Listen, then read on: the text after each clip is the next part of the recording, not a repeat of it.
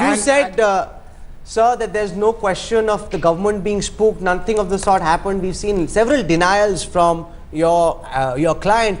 But now clearly you'd accept to Manu and to those who believe that this maybe wasn't true, that the story in fact was true. I don't believe Manu or the newspaper Indian Express, first of all. They have been engaging in this witch hunt against General BK Singh. Right from, it started with this particular story and it has been going on. There was a story regarding toppling of J&K government, and this story has of course has been going on time and again. Every 4, 3, 6 months they come up with some allegedly fresh no, but this corroborates the story.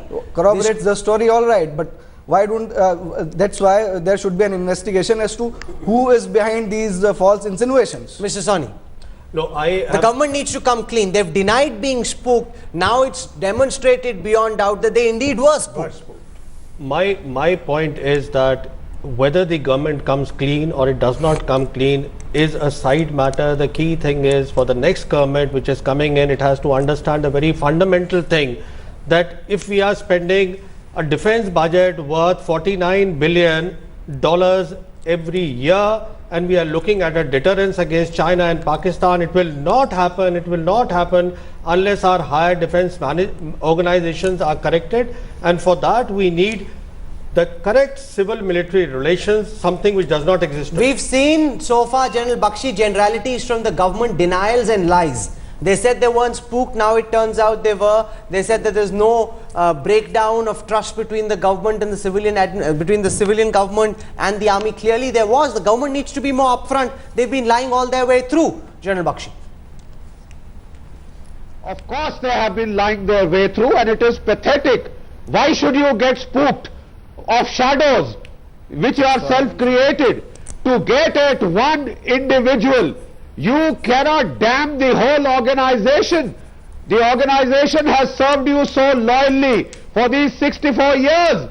There have been 2 brigades in Delhi.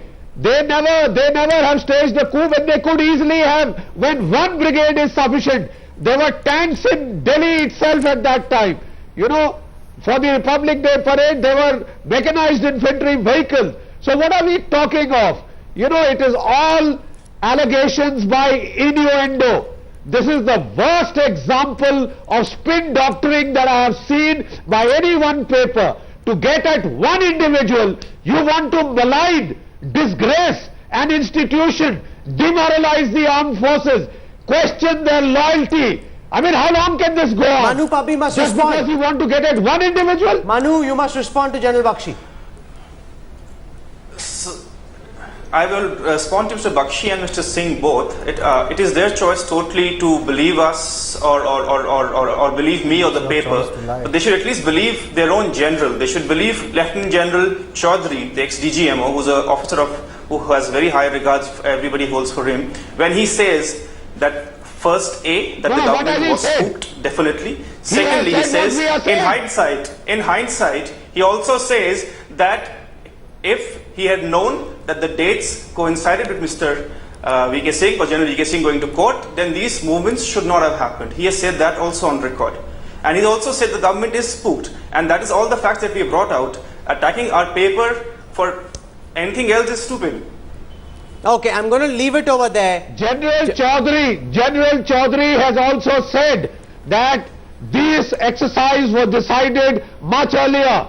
The dates of the hearing were fixed later, and they were speeded up because the Grenadiers Association had gone to court. How are you establishing a correlation between the two? The cold start doctrine requires the